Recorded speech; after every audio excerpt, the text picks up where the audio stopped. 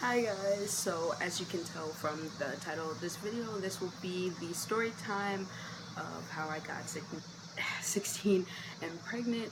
So if you guys are interested, just keep on watching. Alright, so me and my baby's father, we had been together for like over a year at this point.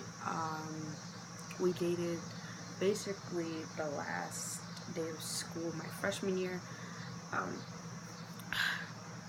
So yeah, fast forward into when I lost my virginity to him like 8 months into our relationship. Yeah, so now fast forward into my going into my junior year of high school, still sexually active, pretty much hanging out with him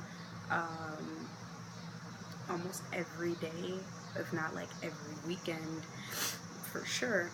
So school starts back around. I missed my period. Didn't think much of it because I was already excuse me, I was already like, my periods were already irregular, so that was pretty much normal to me. Months roll around, still didn't think anything of it, just kind of slipped my mind. I didn't have any early on symptoms. I didn't have any morning sickness. I wasn't really drowsy either, or any of those signs. Really, the only thing was I didn't have a period, and I craved like tater tots for like 2 weeks. Then that went away. So if you want to call that a symptom, then yeah, cravings. So at that point, it was like between late August through October at that point when that was occurring. And then January rolls around. My stomach at this point is very visible that I was pregnant, but in my head I'm still not pregnant because I'm not thinking that I am. I thought I was just gaining weight. So and everybody kept asking me if I was pregnant, and it was really getting on my nerves at that point. I'm just like, no, I'm not pregnant. Like, does it look like I'm fucking pregnant? No, so stop asking. That was my first thoughts in my head. Took a test at his house, came back positive. I was scared like any other teenager would be. Didn't know how to tell my parents. I remember the day that I told my mom. I told my mom like 2 weeks after I found out officially. And then, he was very supportive. He was like, my baby's father, he was very supportive. He was basically telling me, like, whatever decision that you decide to make, I'm here for you. All that stuff, right? So I tell my mom, I'm in lunch, right? I'm writing down basically the letter because I couldn't tell her verbally. I knew I could not tell her the words, I'm pregnant. So I wrote her letter. She read the letter. She was obviously disappointed like any parent would be, or most parents would be. And yeah, she took me to the clinic and, obviously came back that I was pregnant. And they said that I was 6 months pregnant. And so when I came back into the waiting room, I told them that I was 6 months pregnant. It was me, my mom, and my baby's father's mom. And so that was stressful enough on its own. And so now I had to figure out, what do I want to do? Do I want to keep my baby, or do I want to give her up for adoption? And so, excuse me. And so I decided to keep my baby. We had a baby shower in April. I felt, at that point, I started to realize that I really have a great support system.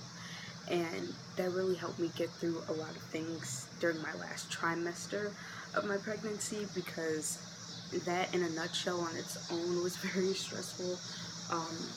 Parents arguing like normal, or like usual, arguments between me and my baby's father, my dad getting into it with my baby's father, constantly being angry over like the health of me and the baby, and all of that type of stuff. As also during my pregnancy, my parents decided to put me and my baby's father in birthing educational classes so that I could basically get the gist of what to expect during my pregnancy and labor and delivery, and what is to come after that. So that was very helpful as well. So that I am very grateful for, because I know a lot of young mothers don't get the opportunity to have that happen to them. So that I am very appreciative of. So yeah, after the baby shower, the church that I was going to also wanted to throw me one, so I had that one to go to. That was very helpful.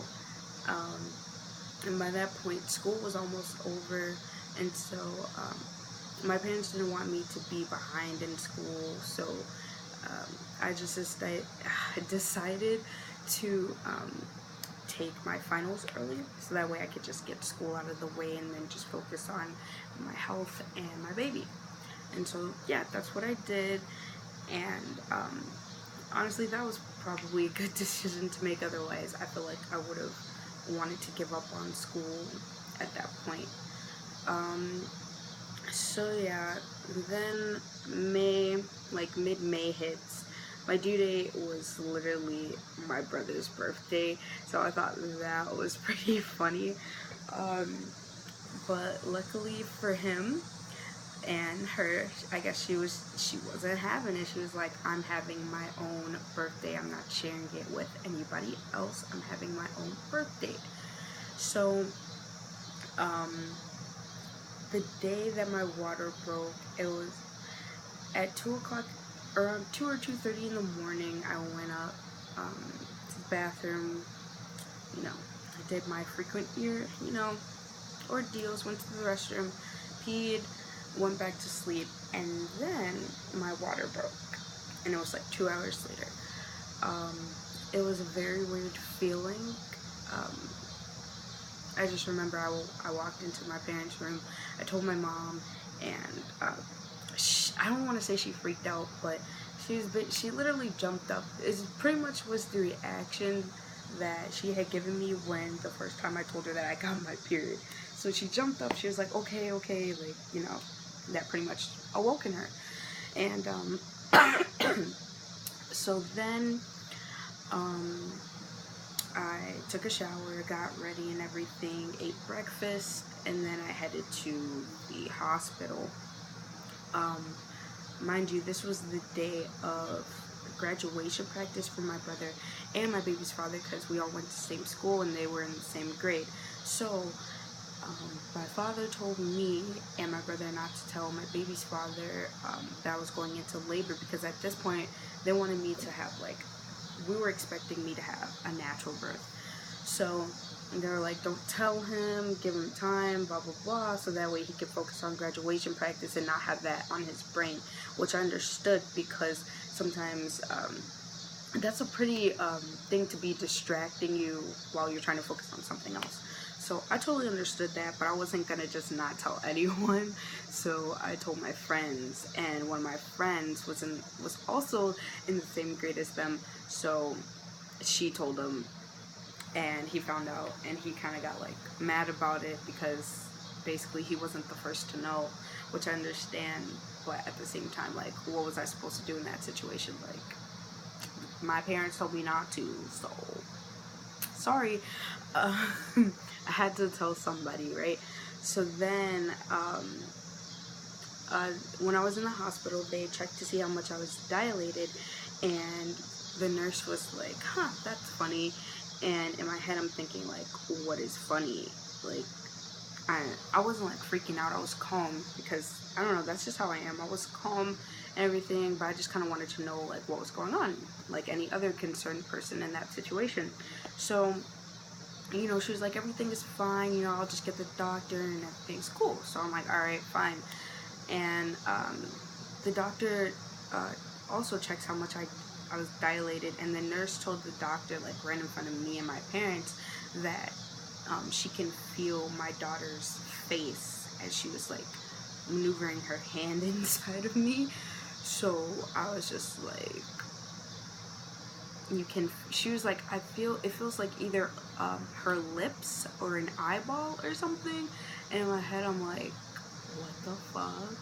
Like, you can feel my child's face with your gloves, your gloved hand. Interesting. So basically, long story short, I had to get a C-section, which I was totally fine with, but it definitely wasn't something that I was expecting. I thought I was just gonna have a natural birth. So that happened, and I was totally cool with it. You know, they bring me into like the room where they were going to perform the C-section, and it was cold as balls. I'm not gonna lie. If you guys ever have experienced a C-section, y'all probably know what I'm talking about. The room is sterile. They don't want no more than one person to bring with you to like perform the C-section, like basically to view it. So obviously I chose my baby's father because he has a right. Like, we made this baby together. It's not gonna, like, my dad was so adamant about him being there. If he does, like, if my baby's father doesn't come in time, because we were literally waiting on him for, I want to say like 20 minutes at that point. So, but in my head I'm like, no, like, my baby's father needs to be here to witness the birth of our daughter, so that's not happening.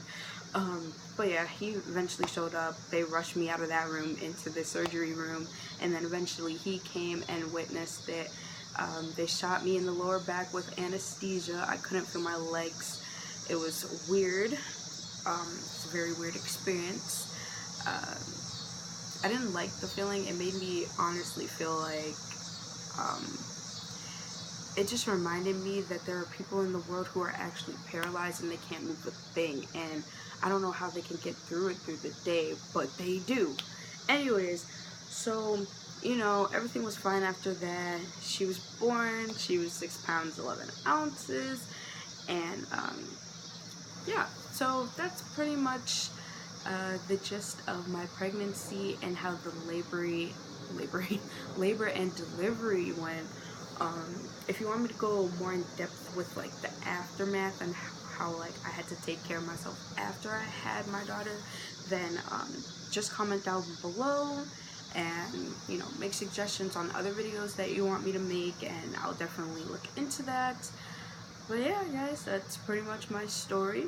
I wanted to be the voice of people who feel like they're alone and they can't do it, because honestly, you can do it, bro. Like, you really can. Like, I'm surprised I did it. Like, but yeah, that's my story. So thank you guys for watching.